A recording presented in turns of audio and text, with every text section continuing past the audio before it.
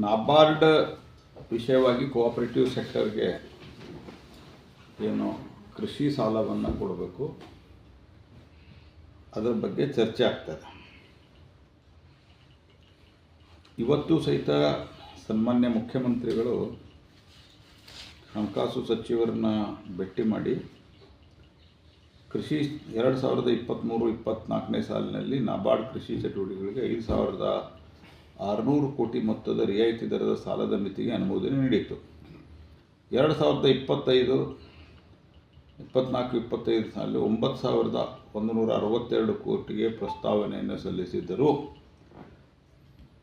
ನಾಬಾರ್ಡ್ ಕೃಷಿ ಚಟುವಟಿಕೆ ಕೇವಲ 2,340 ಕೋಟಿ ರಿಯಾಯಿತಿ ದರದ ಸಾಲವನ್ನು ಅನುಭವಿಸಿದೆ. ಇದು ಕಳೆದ ವರ್ಷಕ್ಕಿಂತ 58% ಕಮ್ಮಿಯಾಗಿದೆ ಅಂತ ಇವರು ಇವತ್ತು this is the main operative portion. ನಾಬಾರ್ಡ್ದವರು ಸಾಲ ಏನು ಕೋಆಪರೇಟಿವ್ಗಳಿಗೆ ಫೈನಾನ್ಸಿಂಗ್ ಮಾಡಿ ಕೋಆಪರೇಟಿವ್ ಪ್ರಯಾರಿಟಿ ಸೆಕ್ಟರ್ಗೆ ಅರ್ಥಾತ್ ಅಗ್ರಿಕಲ್ಚರಲ್ಗೆ ಲೋನ್ ಕೊಡ್ತಾರೆ. ಇದು ಮುಖ್ಯಮಂತ್ರಿಗಳಿಗೆ ಗೊತ್ತಿಲ್ಲ ಅಂತಿಲ್ಲ. ಮುಖ್ಯಮಂತ್ರಿಗಳು ತಮ್ಮ ಮೇಲೆ ಬಂದಿರುವ ಆರೋಪ, ತಮ್ಮ ಸರ್ಕಾರದ ಮಿಸ್ಗವರ್ನೆನ್ಸು, ದುರಾಡಳಿತ, ಭ್ರಷ್ಟಾಚಾರ ಇವನ್ನೆಲ್ಲವನ್ನೂ ಮರೆಮಾಚಲಿಕ್ಕೆ ಅಥವಾ ಡೈವರ್ಟ್ ಮಾಡಲಿಕ್ಕೆ, ಅಟೆನ್ಷನ್ ಡೈವರ್ಟ್ ಮಾಡಲಿಕ್ಕೆ ಈ ರೀತಿ ಆರೋಪಗಳನ್ನು ಮಾಡ್ಕೋತಾನೆ ಇರ್ತಾರೆ. ಈ ವಿಷಯದಲ್ಲಿ ಬಹಳ ಕ್ಲಿಯರ್ ಆಗಿರುವಂಥದ್ದು ಏನಂದ್ರೆ, ಬಹಳ ವರ್ಷಗಳಿಂದ ಕಾಂಗ್ರೆಸ್ ಸರ್ಕಾರ ಇದ್ದಾಗಿನಿಂದನೂ ಸಹಿತ ಬಂದಿರುವಂತಹ ಸಿಸ್ಟಮ್ ಏನು ಅಂತಂದರೆ, ಯಾವಾಗಲೂ ಬ್ಯಾಂಕ್ಗಳು, weather it is nationalise bank, scheduled commercial bank ಮತ್ತು ಪ್ರೈವೇಟ್ ಸೆಕ್ಟರ್ದಲ್ಲಿರುವಂಥ ಬ್ಯಾಂಕ್ಗಳಿಗೂ ಪ್ರಯಾರಿಟಿ ಸೆಕ್ಟರ್ದಲ್ಲಿ ನೀವು ಇಷ್ಟು ಲೋನ್ ಕೊಡಬೇಕು, ಅಗ್ರಿಕಲ್ಚರಲ್ ಇಷ್ಟು ಕೊಡಬೇಕು ಅಂತ ಇರ್ತದೆ. That is 40% is for the agricultural. ಈ ಅಗ್ರಿಕಲ್ಚರಲ್ದೇನು 40% ಕೊಡ್ತಾರೆ. ಬ್ಯಾಂಕ್ಗಳು ಸಪೋಸ್ ಫಾರ್ ಎಕ್ಸಾಂಪಲ್ ಭಾಳ ಕ್ಲಿಯರಾಗಿ ತಿಳಿಯುವ ಹಾಗೆ ಹೇಳಬೇಕಂದ್ರೆ, ಬ್ಯಾಂಕ್ಗಳು ಉದಾಹರಣೆ ಕೆನರಾ ಬ್ಯಾಂಕು 40% ಅವರು ಅಗ್ರಿಕಲ್ಚರಲ್ ಲೋನ್ ಕೊಡಲಿಲ್ಲ ಅಂತಂದರೆ, that RBI will withdraw from the Canara Bank and that they will give it to the NABARD. And ಈ ನಾಬಾರ್ಡ್ ಏನು ಮಾಡ್ತದೆ ಆಮೇಲೆ that in turn they give it to the state ಕೋಆಪರೇಟಿವ್ದಲ್ಲಿ ಏನೋ ಒಂದು ಬ್ಯಾಂಕ್ ಇರ್ತದೆ, ಆ ಬ್ಯಾಂಕ್ ಮೂಲಕ they will give it to the all other cooperative societies, bank and everything. ಈಗ suppose all the bank, if they give more lending, priority sector lending 40% ಅವರು ಮಾಡಿದರೆ, naturally ನಾಬಾರ್ಡಕ್ಕೇನು ನಾವು ಲೋನು ನಾಬಾರ್ಡಕ್ಕೇನು ಫೈನಾನ್ಸ್ ಮಾಡ್ತದೆ RBI ಅದು ಕಮ್ಮಿ ಆಗ್ತದೆ. ಹಾಗಾಗಿ ಆ್ಯಕ್ಚುಲಿ ಸಿದ್ದರಾಮಯ್ಯನವರು ಇದು ಗೊತ್ತಿದ್ದು ಅಪ್ರಿಷಿಯೇಟ್ ಮಾಡಬೇಕಾಗಿತ್ತು. ಯಾಕಂದರೆ banks have done very good. ಈಗ GLC ಇನ್ ಕರ್ನಾಟಕ ಗ್ರೌಂಡ್ ಲೆವೆಲ್ ಏನಂತ ಕ್ರೆಡಿಟ್, ಗ್ರೌಂಡ್ ಲೆವೆಲ್ ಕ್ರೆಡಿಟು ಕರ್ನಾಟಕದಲ್ಲಿ ಇವ್ರದ್ದು ಗ್ರೌಂಡ್ ಲೆವೆಲ್ ಕ್ರೆಡಿಟ್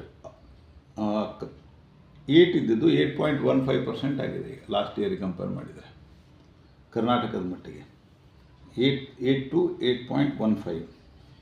ಹೀಗಾಗಿ ಓವರಾಲ್ ಏನು ಅವೈಲೇಬಿಲಿಟಿ ಆಫ್ ದಿ ಫಂಡ್ ನಾಬಾರ್ಡದಾಗಿದೆ ಅದು ಹೋದ ವರ್ಷಕ್ಕಿಂತ ಕಮ್ಮಿ ಆಗಿದೆ ಇಡೀ ದೇಶಾದ್ಯಂತ.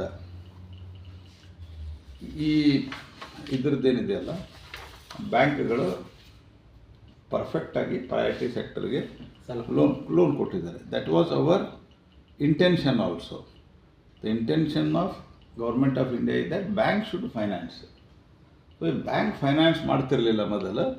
ಯಾವಾಗ ಬ್ಯಾಂಕ್ಗಳು ಫೈನಾನ್ಸ್ ಮಾಡೋದಲ್ಲ, that amount will be withdrawn from the RBI from the respective banks, whether it is private scheduled bank, whether it is nationalised bank or financial institution, depending on the their target. ಬೇರೆ ಬೇರೆ ಬ್ಯಾಂಕ್ಗಳಿಗೆ ಬೇರೆ ಬೇರೆ, ಈಗ ಉದಾಹರಣೆಗೆ rural ಬ್ಯಾಂಕಿಗೆ 75% they have to give. Rural bank they have to give 75% to the agricultural sector. Agriculture ಮತ್ತು ಇನ್ನು ಉಳಿದಿರೋದು ಅದರದ್ದು 40%. ಉಳಿದ ಬ್ಯಾಂಕ್ಗಳು 40%. ಈಗ ಯಾವುದೋ ಒಂದು ರೂರಲ್ ಬ್ಯಾಂಕ್ ಮಾಡಿಲ್ಲ ಅಂತಂದರೆ that much will be withdrawn from that bank and that will be given to the NABARD. ಹಾಗಾಗಿ ಈ ಸರ್ತೆ ಎಲ್ಲ ಕಡೆ ಚೆನ್ನಾಗಾಗಿರೋದ್ರಿಂದ ಈಗ ಇವರೇನು ಚಿರಾಟ ಮಾಡ್ತಾ ಇದ್ದಾರೆ, ಇದರದೊಂದು ರಿಟರ್ನ್ ಸ್ಟೇಟ್ಮೆಂಟು ನಾನು ನಿಮಗೆ ಮಾಡಿ ಕಳಿಸ್ತೀನಿ ಏನೇನಿದೆ ಅಂಥೇಳಿ. ಯಾಕಂದರೆ ಇವು ಬೇರೆ ಬೇರೆ ಪೇಪರ್ದಲ್ಲಿ ಬೇರೆ ಬೇರೆ ಮಾಹಿತಿಗಳಿದೆ, ಸಂಖ್ಯೆ ಎಲ್ಲ ಕಡೆ ಒಂದೇ ಇದೆ. ಮಾಹಿತಿಗಳು ಇದರಲ್ಲಿ ಒಂದಿಷ್ಟು ರೆಲಿವೆಂಟ್ ಮಾಹಿತಿ ಇದೆ, ಇದನ್ನೆಲ್ಲ ಒಂದು ಕಡೆ ಮಾಡಿ ನಿಮ್ಗೆ ಕಳಿಸ್ತೀನಿ. ಈಗ ಗುಜರಾತ್ದಲ್ಲಿ ಕಳೆದ ಸರ್ತಿ 1800 ಕೋಟಿ ಇತ್ತು, ಈ ಸರ್ತಿಯಲ್ಲಿ 1070 ಕೋಟಿ ಆಗಿದೆ. ಆನಂತರ ರಾಜಸ್ಥಾನದಲ್ಲಿ ಈಗ ಸದ್ಯ ನಮ್ಮದು ಸರ್ಕಾರ ಇದೆ, ಅಲ್ಲೂ ನಾನು ಯಾಕೆ ಮೊದಲು ನಮ್ಮದು ಹೇಳ್ತಾ ಇದ್ದೇನೆ ಅಂದರೆ ಇದು ಕರ್ನಾಟಕಕ್ಕೆ ಒಂದೇ ಆಗಿದೆ ಅನ್ನೋ ರೀತಿಯಲ್ಲಿ ಇವರು ಪ್ರೊಜೆಕ್ಟ್ ಮಾಡ್ತಾ ಇದ್ದಾರೆ. ರಾಜಸ್ಥಾನದಲ್ಲಿ ಕಳೆದ ಬಾರಿ 4792 ಕೋಟಿ ರೂಪಾಯಿ ಇತ್ತು, ಈ ಸರ್ತಿ 2070 ಕೋಟಿ ರೂಪಾಯಿ ಆಗಿದೆ. ಉತ್ತರ ಪ್ರದೇಶದಲ್ಲಿ ಎಷ್ಟು ಸರ್? 2070 ಕೋಟಿ ರೂಪಾಯಿ ಆಗಿದೆ. ಉತ್ತರ ಪ್ರದೇಶದಲ್ಲಿ ಹೋದ ಸರ್ತಿ 2700 ಕೋಟಿ ರೂಪಾಯಿ ಇತ್ತು, 2700 crores. ಈ ಸರ್ತಿ 920 ಕೋಟಿ ಆಗಿದೆ. ಕರ್ನಾಟಕದಲ್ಲಿ ಕಳೆದ ಬಾರಿ 5600 ಕೋಟಿ ಇತ್ತು, ಈ ಸರ್ತಿ 2440 ಕೋಟಿ ರೂಪಾಯಿ ಆಗಿದೆ. ಓವರಾಲ್